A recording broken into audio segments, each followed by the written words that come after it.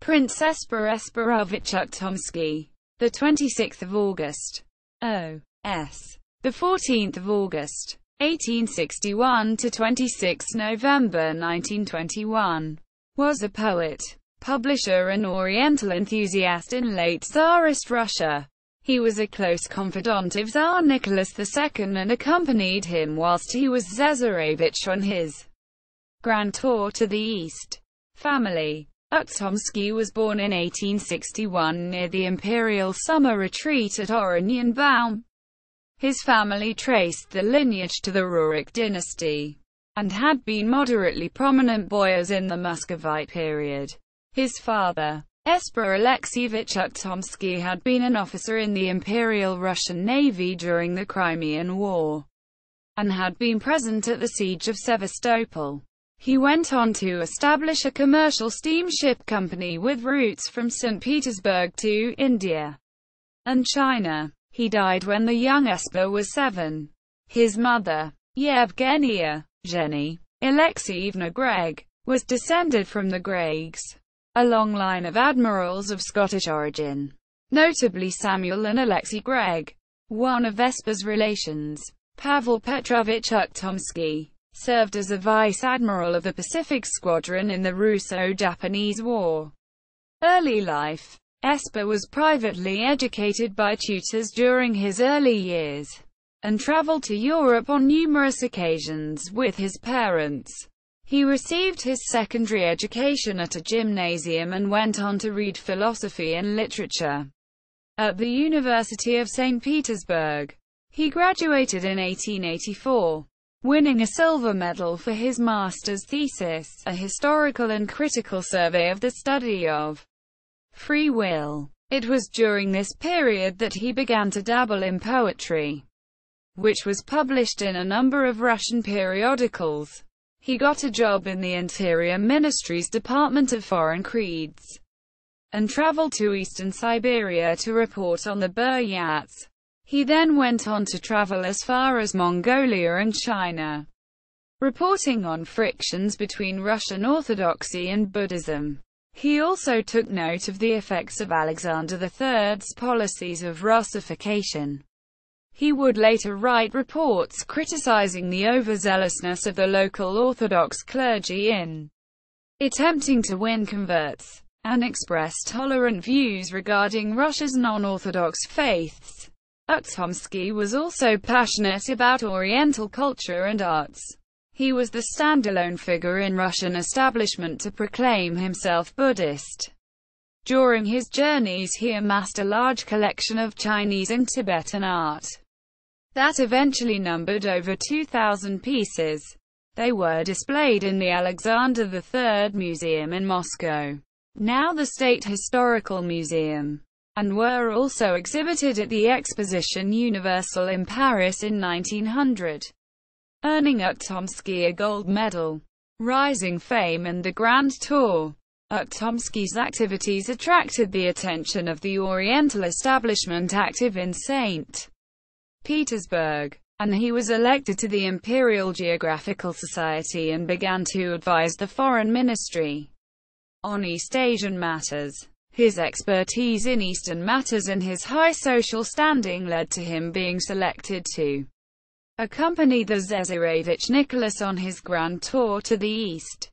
Nicholas took a liking to Esper Ukhtomsky, writing to his sister that the little Ukhtomsky is such a jolly fellow. After returning to Russia in 1891, Ukhtomsky was appointed to the role of court chamberlain, and served on the Siberian Railway Committee. He also began work on his account of the Grand Tour, entitled Travels in the East of Nicholas II. The book was written in close consultation with Nicholas II, who personally approved each chapter. It took 6 years to complete, and was published in 3 volumes between 1893 and 1897 by Brockhaus in Leipzig. Despite being expensive at 35 rubles, it still ran to 4 editions. Empress Alexandra Fyodorovna bought several thousand copies for various government ministries and departments. and a cheaper edition was subsequently printed. The work was translated into English, French, German and Chinese, with a copy being presented to the Chinese Emperor and Empress in 1899 by the Russian envoy. Ukhtomsky became a close confidant and advisor to the Tsar on matters of Eastern policy and was made editor of the St. Petersburg Gazette in 1895. He used the paper to promote and emphasize the importance of Russian expansionism in the East as a basis of Russian foreign policy, an approach which sometimes drew fire from right-wing colleagues and those advocating westernization. He continued to converse with Nicholas and used his position to advocate Russian intervention in East Asia. But by 1900, Ukhtomsky's influence was waning. China and the Trans-Siberian Railway. As chairman of the Russo-Chinese Bank, Ukhtomsky was involved in negotiations with the Chinese regarding the route of the Trans-Siberian Railway, and escorted Chinese statesman Li Hongzhang for negotiations in St. Petersburg in 1896. The Russians were keen to secure a route through Manchuria. Ukhtomsky traveled to the Chinese court in 1897 and presented gifts to the emperor, as well as large bribes to officials. He later became the chairman of the Chinese Eastern Railway. When the Boxer Rebellion broke out in 1900, Ukhtomsky was dispatched to Peking to offer Russian support against the Western powers who might seek to take advantage of the situation and push into China. By the time he arrived in Shanghai, he was too late. The Western powers had lifted the siege of Peking a month earlier and had occupied the city. Despite offering to represent the Chinese to the occupying armies, he was recalled to St. Petersburg. Decline and legacy. Following the dismissal of his patron, Sergei Witt, from the government, from 1903, Ukhtomsky found himself increasingly isolated. He continued to editorialize about the East for a few more years, taking an especially assertive viewpoint that Russia should continue the war against Japan until it achieved complete victory.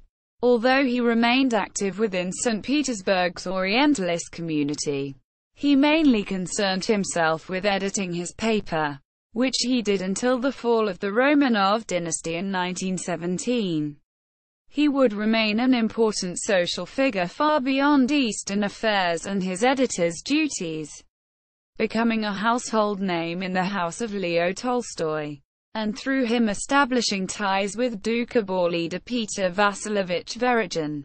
He would publish the works of his university teacher Vladimir Solovyov, and after the latter's death, became one of key figures of Solovyov's society that would, among other issues, discuss the necessity of equal rights for repressed Doukhobors and Molokans, Jewish and Armenian people. He survived the revolution, and having lost his son in the First World War, had to support himself and his 3 grandchildren by working in a number of St. Petersburg's museums and libraries, as well as by odd translation jobs before dying in 1921.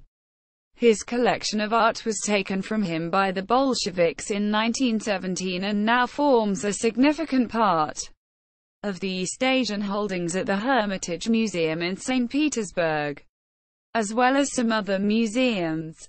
Ukhtomsky is primarily remembered for his account of Nicholas's Grand Tour and for his role in promoting Eastern affairs in Russian society in the later years of the Russian Empire. Family. Ukhtomsky married Maria Vasilievna Vasilieva, the daughter of a peasant. They had one son, D.Y. Esperovich Ukhtomsky, 1886–1918, who became a Fellow of the Russian Museum in 1908. D.Y. Ukhtomsky married Princess Natalia Dmitrieva Sertileva, 1892–1942, daughter of philosopher and poet Prince Dmitry Nikolaevich Sertilev, the 30th of June 1852 to the 15th of August 1911, and had 3 children: Dmitry, Alexei, 1913 to 1954, and Marianne, 1917 to 1924. Dmitry, 1912 to 1993, served as a foreign intelligence officer in Iran during World War II and later became a noted photographer and photojournalist. Prince E. Ukhtomsky travels in the east of Nicholas II, Emperor of Russia, when Tsesarevich 1892-1891. 2 vols. London, 1896. 2. E. Sarkisian's Russian Attitudes Towards Asia in Russian Review, Volume 13, No. 4, October, 1954, pp. 245-254. D. Schimmelpenninck van der Rohe, Toward the Rising Sun, Russian Ideologies of Empire and the Path to War with Japan. Illinois, 2001.